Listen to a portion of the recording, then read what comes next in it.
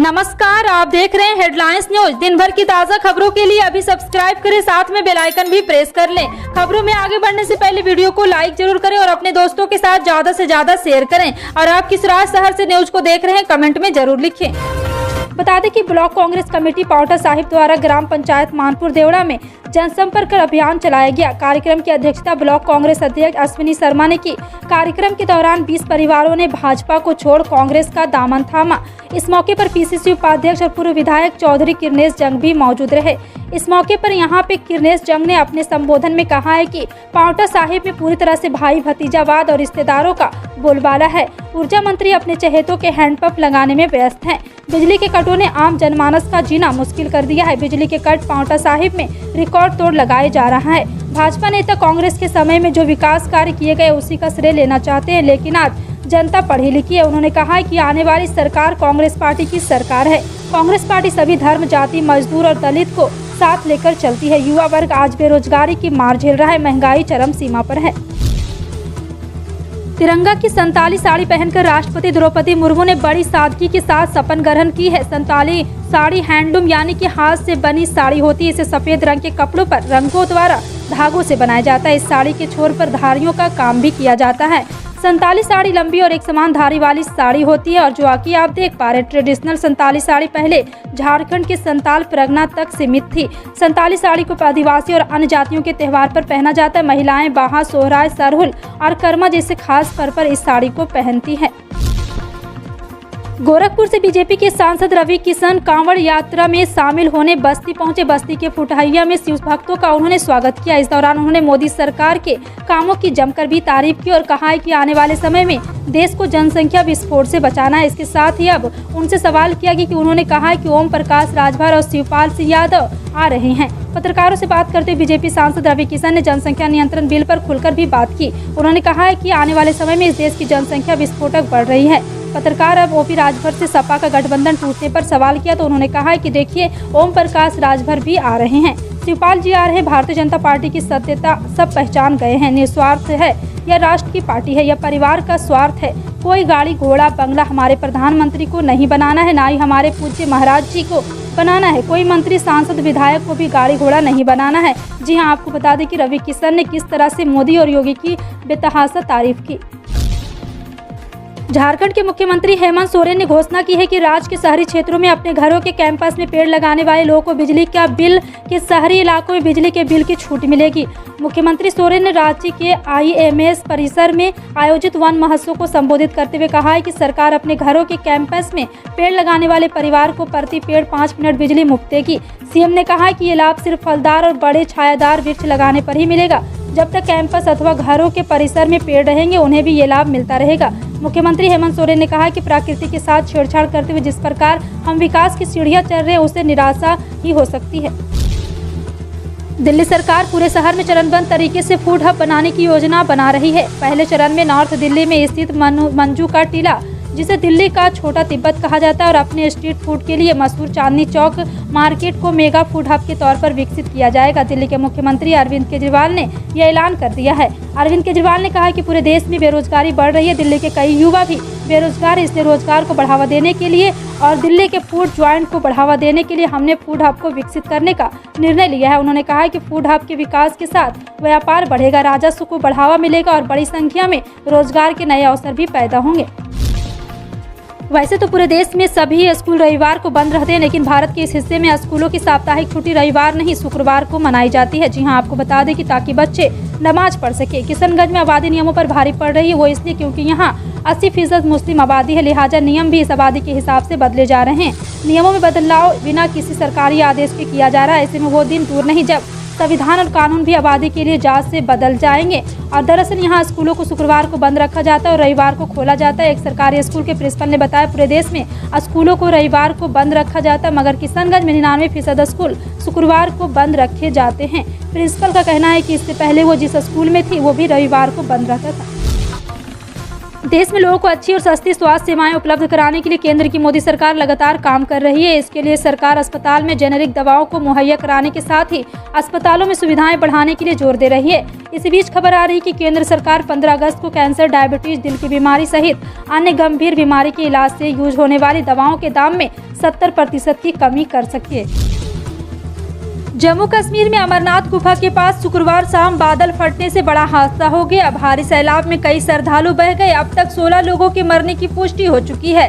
45 से ज्यादा लोग घायल हुए, जबकि 40 से ज्यादा लोग लापता बताए जा रहे हैं। उनकी तलाश में रेस्क्यू ऑपरेशन चल रहा है। मौके पर आईटीबीपी और एनडीआरएफ की टीम डटी है। देर रात राहत और बचाव कार्य चलता रहा। शनिवार सुबह से एक बार फिर ऑपरेशन में तेजी लाई जा रही।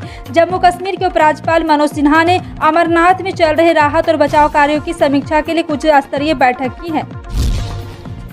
बिहार के रोहतास जिले के करघर थाना क्षेत्र के खड़ासरी में सासाराम चौसा पथ पर शेरशाह अभियंत्रण महाविद्यालय के छात्रों ने सड़क जाम कर जमकर हंगामा किया। कॉलेज में दो गुटों के बीच हुई मारपीट में एक छात्र घायल होकर अस्पताल में भर्ती हो गया था। मारपीट में सम्मानित छात्रों पर कार्रवाई करने की मांग को लेकर छात्राओं द्वारा हंगामा किया गया है। जी हां, आपको बता दें कि बताया जाता है कि यहां शेरशाह अभियंत्रण महाविद्यालय परिसर में छात्रों के बीच हुई गुटबाजी में मारपीट हो गई थी। इस मारपीट में एक युवक को गंभीर रूप से चोट लग गई, जिसे नारायण मेडिकल कॉलेज में इलाज के लिए भर्ती कराया गया है। उत्तर प्रदेश के बरेली के फरीदपुर में 2 दिन पहले गुरुवार को एक शराबी टेलर ने पैगंबर इस्लाम के शान में विवादित बयान देने वाली भाजपा के पूर्व प्रवक्ता नुपुर शर्मा को सामने खड़ा करने पर गला काटने की धमकी दी थी। इसका वीडियो वायरल होने के बाद पुलिस ने आरोपी के खिलाफ मुकदमा कायम कर जेल भेजा था, मगर अब शनिवार को एक अस्पताल संचालक पर अपने व्हाट्सएप स्टेटस पर भड़काऊ पोस्ट लगाने का आरोप है। इस मामले में गौ सेवक हिमांशु पटेल ने पुलिस अधिकारियों के ट्वीट कर शिकायत की थी, जिसके चलते आरोपी डॉक्टर के खिलाफ एफआईआर दर्ज कर गिरफ्तार कर लिया गया है। समाज को सशक्त बनाना है तो महिलाओं को शिक्षित बनाना होगा। महिलाएं शिक्षित होगी तो रोजगार भी उनके हाथ में होगा। लेकिन यह कहने भर की बात है, क्योंकि देश में बिहार एक ऐसा इकलौता राज्य जहां की महिलाएं कम शिक्षित है। ये सभी को पता है कि पढ़ाई का सीधा संबंध रोजी रोटी से है, लेकिन बिहार राज्य के पिछड़े इलाके की श्रमशील आबादी का एक बहुत बड़ा हिस्सा कम पढ़ाई की वजह से रोजगार बाजार का हिस्सा नहीं बन पा रहा। यह सांख्यिकी और कार्यक्रम मंत्रालय की रिप्रोडक्टिव लेबर फोर्स सर्वे 2020 से 21 की रिपोर्ट बताती है। देश में पेट्रोल डीजल की बढ़ती कीमतों की वजह से महंगाई अपने चरम पर है। ऐसे में अगर आप जीवाश्म ईंधन की कीमत में थोड़ी भी कमी आ जाती है तो आम आदमी को बड़ी राहत मिलती है। इस बीच ऐसी खबर चल रही है जिनमें कहा जा रहा है कि केंद्रीय मंत्री नितिन गडकरी ने भारत में अगले 5 साल में पेट्रोल खत्म हो जाने और ऐसे में इस पर बैन लगाने की बात कही है। क्या गडकरी ने ऐसा सच कहा है? ये कितना सच है? जी हाँ, आपको बता दें कि सड़क परिवहन और राजमार्ग मंत्री नितिन गडकरी ने 5 साल बाद देश में सभी वाहनों पर हरित ईंधन के इस्तेमाल होने का भरोसा जताया है। जुलाई को महाराष्ट्र के अकोला में एक बयान में यह बात कही।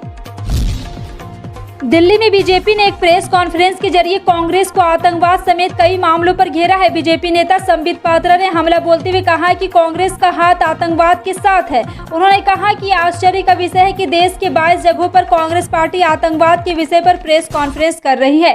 तुष्टीकरण के कारण से जिस प्रकार से कांग्रेस ने आतंकवाद का साथ दिया, यह कहना गलत नहीं होगा कि कांग्रेस का हाथ आतंकवाद के साथ। कांग्रेस का काम तुष्टीकरण है। कांग्रेस सांसद दीपेंद्र सिंह हुड्डा ने आतंकवादियों और अपराधियों के लगातार कथित तौर पर भारतीय जनता पार्टी से जुड़े होने का खबरों को शनिवार को जिक्र करते हुए देश के लिए एक चिंता का विषय बताया। साथ ही कहा कि भाजपा को इस बारे में आत्मविश्लेषण करने की जरूरत है कि कैसे इस तरह के तत्वों को पार्टी में आने का रास्ता मिल रहा है। राजस्थान के उदयपुर में दर्जी कन्हैयालाल की हत्या के एक आरोपी रियाज अख्तरी के भाजपा से कथित तौर पर संबंध होने की खबरों को रेखांकित करते हुए हरियाणा से सांसद हुड्डा ने केंद्र में सत्तारूढ़ दल से मांग की है कि वह आंतरिक जांच समिति बनाए और आत्मविश्लेषण करने के लिए पार्टी की राष्ट्रीय समिति की बैठक बुलाए। आंध्र प्रदेश के मुख्यमंत्री वाईएस जगन मोहन रेड्डी को सत्तारूढ़ युवा जन श्रमिक का राष्ट्रीय और कांग्रेस पार्टी के एक बार फिर से युवा आजीवन अध्यक्ष चुना गया है। शनिवार को यहां पार्टी अधिवेशन के दूसरे और अंतिम दिन इस संबंध में घोषणा की गई। वाईएसआरसीपी महासचिव वी विजय साई रेड्डी, जो पार्टी अध्यक्ष चुनाव के लिए रिटर्निंग ऑफिसर थे, वे जगन्नाथ मोहन रेड्डी को पार्टी के आजीवन अध्यक्ष के रूप में सर्वसम्मति से चुने जाने की घोषणा की। कांग्रेस सांसद शक्ति सिंह गोहिल ने राष्ट्रवाद के मुद्दे पर शनिवार को केंद्र में सत्तारूढ़ भाजपा पर निशाना साधा और कहा है कि वो देश को खोखला करने की कोशिश कर रही है। उन्होंने कहा, कांग्रेस आतंकवाद पर राजनीति के पक्ष में कभी नहीं रही, लेकिन आज जो हालात है और जिस तरह के एक के बाद एक घटनाओं में लगातार आतंकवादी तथा अपराधियों के तार भाजपा से जुड़े मिले हैं, ऐसे में सवाल पूछना जरूरी हो जाता है। गोहिल ने कहा है कि आप भी सोचिए और समझिए कि भाजपा राष्ट्रवाद की आड़ में देश के साथ कितना घिनौना खेल खेल रही है।